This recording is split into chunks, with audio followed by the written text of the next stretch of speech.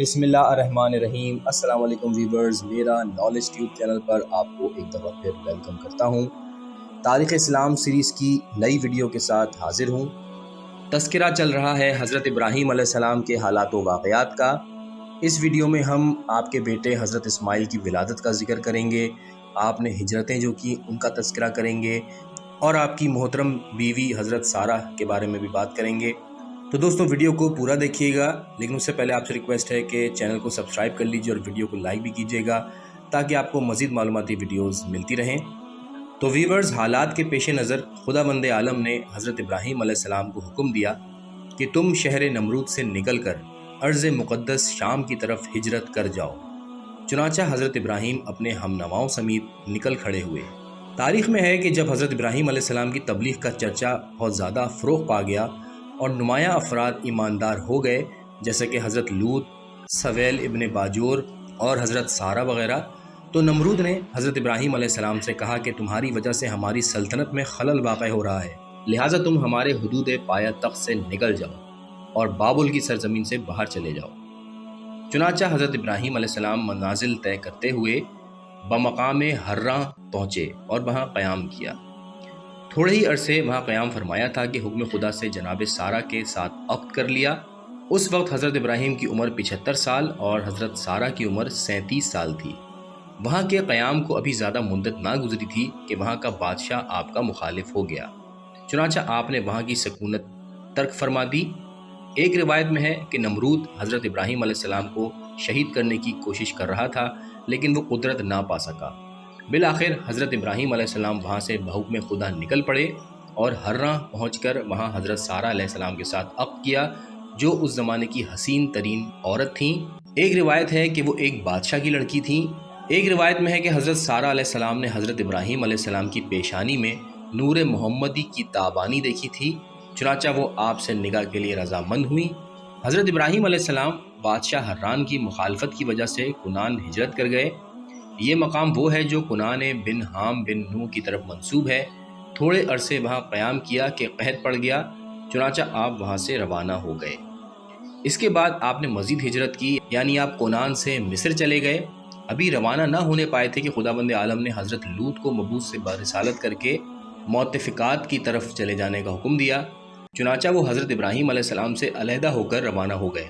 طبری میں ہے کہ موتفقات ان 5 دیہاتوں کو کہتے ہیں جو علاقہ فلسطین میں واقع ہیں اور جن کے ہر دیہات میں تقریباً 1 لاکھ کی آبادی تھی۔ حضرت ابراہیم حران سے مصر کے لیے تنہا روانہ ہوئے۔ آپ کے ہمراہ صرف جناب سارہ تھیں۔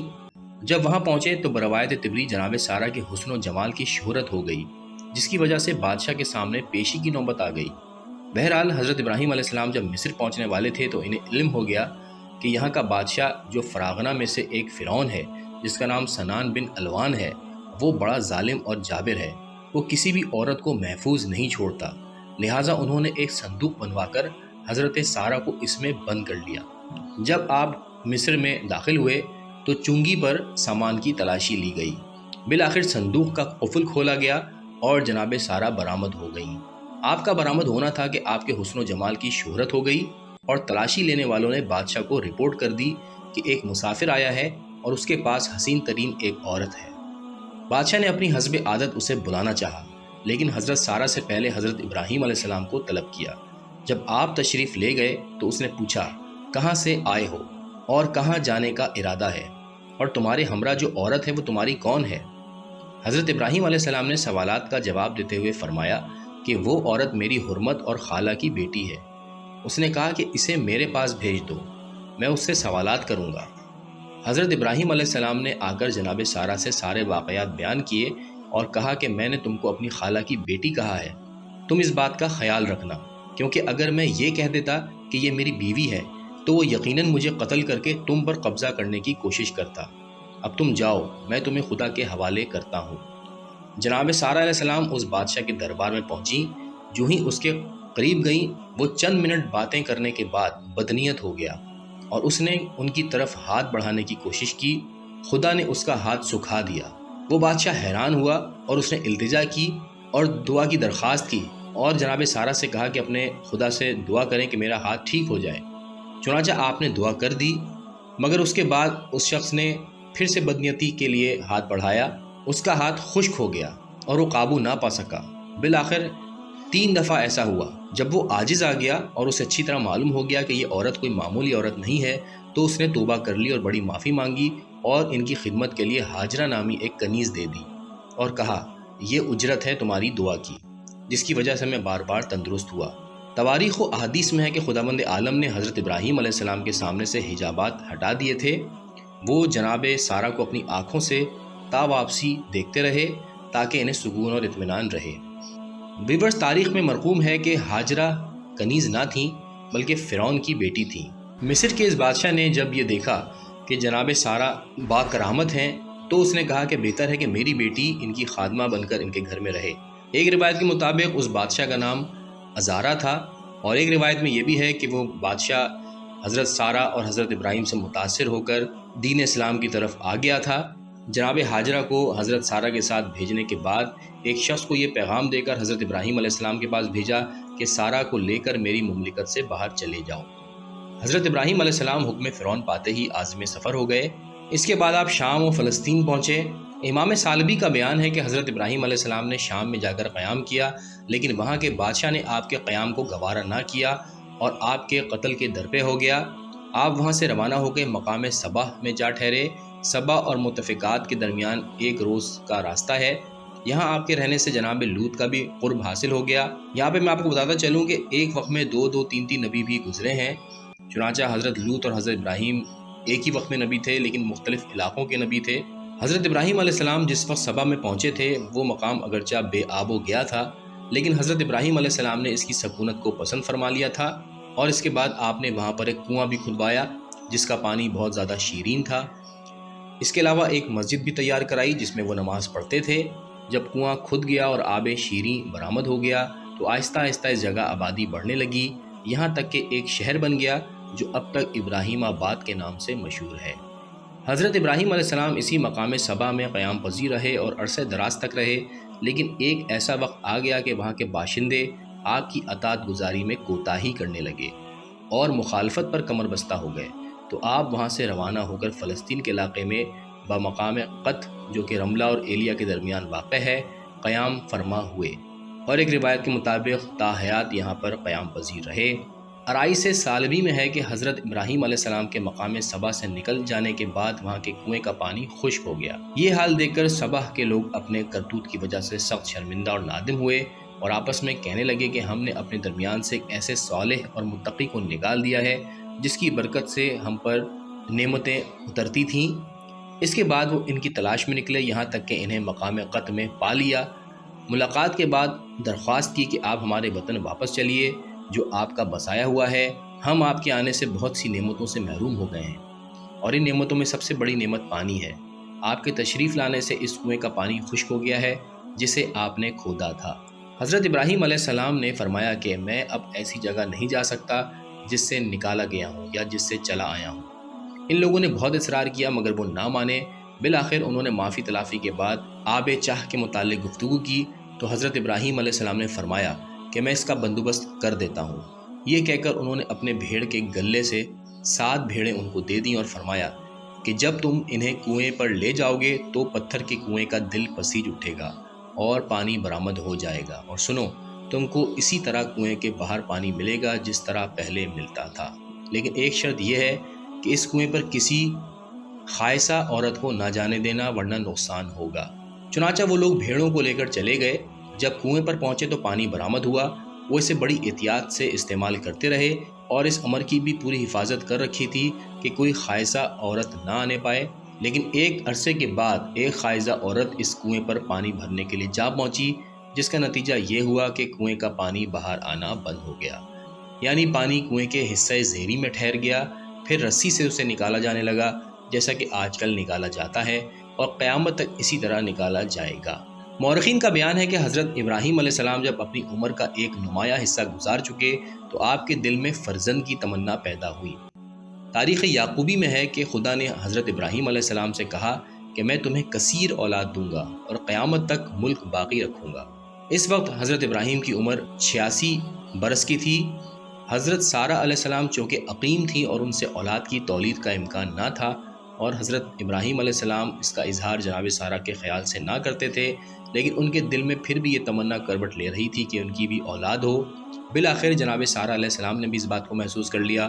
پھر انہوں نے اس کے رد عمل میں جناب ہاجرہ کو انہیں ہبہ کرتے ہوئے کہا کہ آپ ان سے عقد کر لیں، شاید خدا کوئی اولاد دے دے۔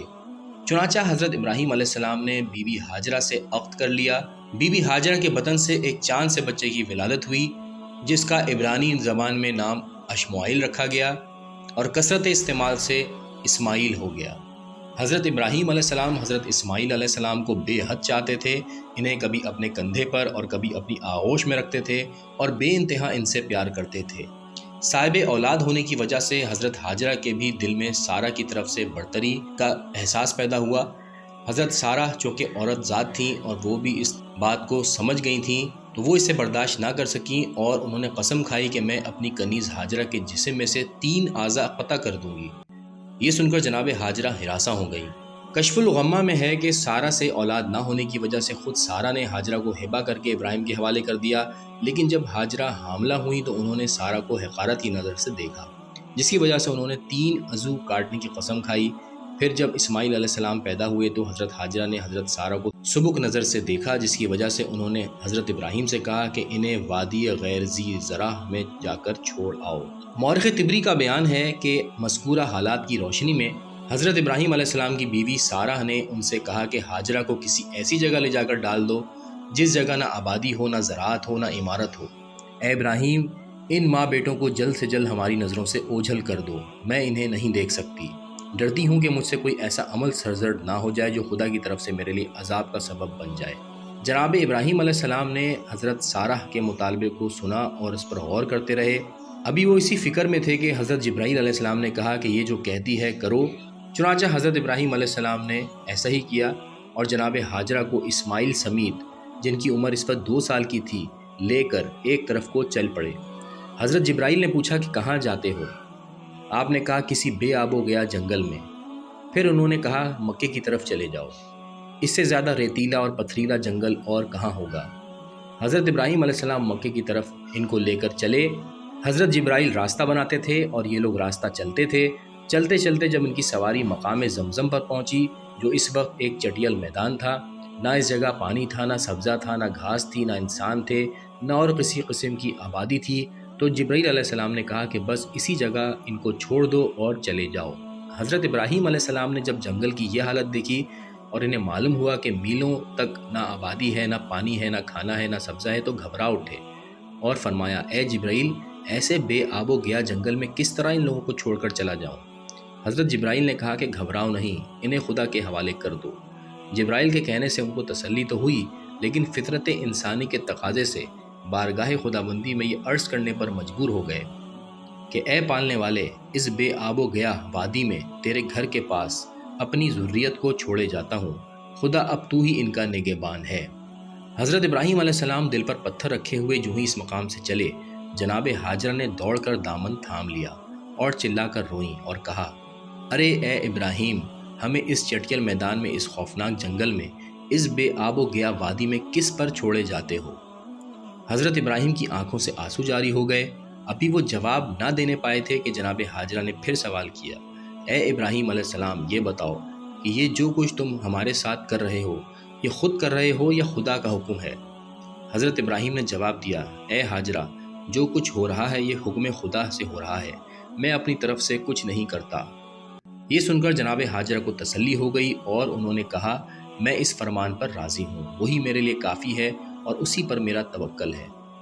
الغرض حضرت ابراہیم علیہ السلام 3 دن اس وادی میں قیام کرنے کے بعد جناب ہاجرہ سے رخصت ہوئے اور جناب اسماعیل کو پیار کر کے بچشم نم واپس ہو گئے۔ مورخین کا یہ بھی بیان ہے کہ حضرت ابراہیم علیہ السلام جناب ہاجرہ اور حضرت اسماعیل کو چھوڑ کر روانہ تو ہو گئے، لیکن دل کو سکون نہیں تھا۔ راستے بھر وہ آنسو بہاتے ہوئے چلے۔ حضرت ابراہیم علیہ السلام کے چلے جانے کے بعد جناب ہاجرہ اس ایک چھوٹے سے درخت کے نیچے، جو انہی کے لیے اس جنگل میں اگایا گیا تھا، اپنے بچے کو لے کر ٹھہر گئیں۔ دوستوں، یہاں پر اس ویڈیو کا اختتام کرتے ہیں۔ یقیناً آپ کو یہ معلومات بہت دلچسپ لگ رہی ہوں گی۔ مزید آگے کے حالات و واقعات آپ سے اگلی ویڈیو میں شیئر کریں گے۔ اللہ حافظ۔